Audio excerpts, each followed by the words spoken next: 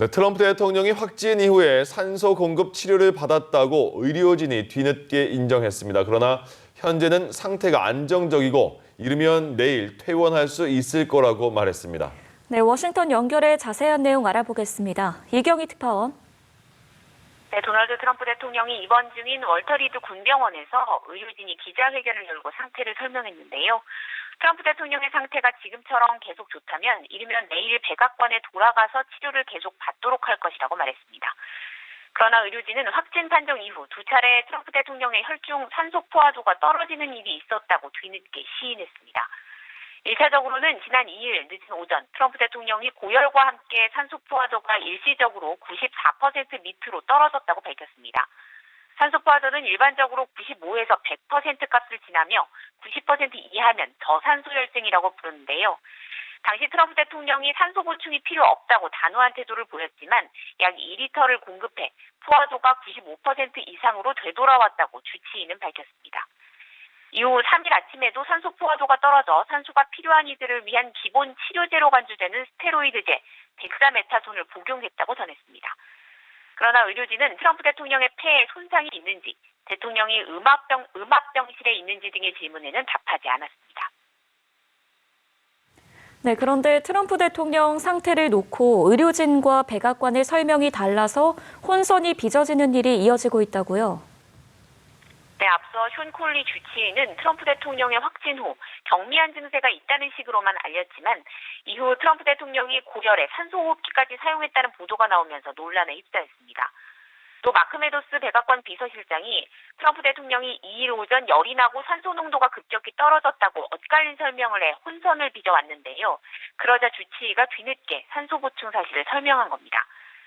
콜리 주치의는 트럼프 대통령이 산소 보충을 받은 사실을 제대로 알리지 않은 것에 대해 의료팀과 대통령이 가졌던 낙관적 태도를 반영하기 위해 노력했다면서 우리가 뭔가를 숨기려는 듯한 상황이 만들어졌지만 이 일의 정확한 사실은 대통령이 매우 잘 지내고 있다는 것이라고 말했습니다. 앞서 콜리 주치의는 트럼프 대통령의 확진 사실이 공개된 지 36시간 정도 지난 시점에 대통령이 진단을 받은 지 72시간이 됐다고 언급해 논란을 키웠다가 나중에 말을 잘못한 것이라고 수습에 나서기도 했습니다.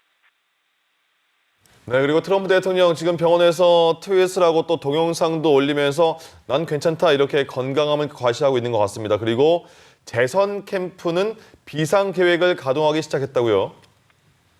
네, 트럼프 미국 대통령은 오늘도 지지자들의 영상을 리트윗하면서 고마움을 전하는 등 연일 건재함을 과시하려 노력하고 있는 모습입니다. 트럼프 대통령은 어제도 직접 출연한 영상을 올려 향후 며칠이 진정한 시험이 될 것으로 본다. 앞으로 며칠간 어떻게 되는지 지켜볼 것이라고 말했는데요. 이런 가운데 트럼프 대통령 대선 캠프는 트럼프 대통령의 부재를 메울 비상작전에 들어갔다고 정치 전문 매체 더 힐이 보도했습니다.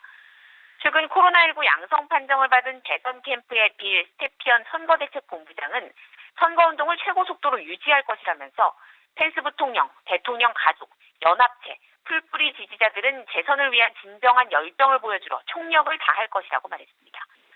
아울러 트럼프 대통령을 위한 여성, 흑인, 라틴계 등 다양한 연합체가 등장할 것이라고도 밝혔습니다.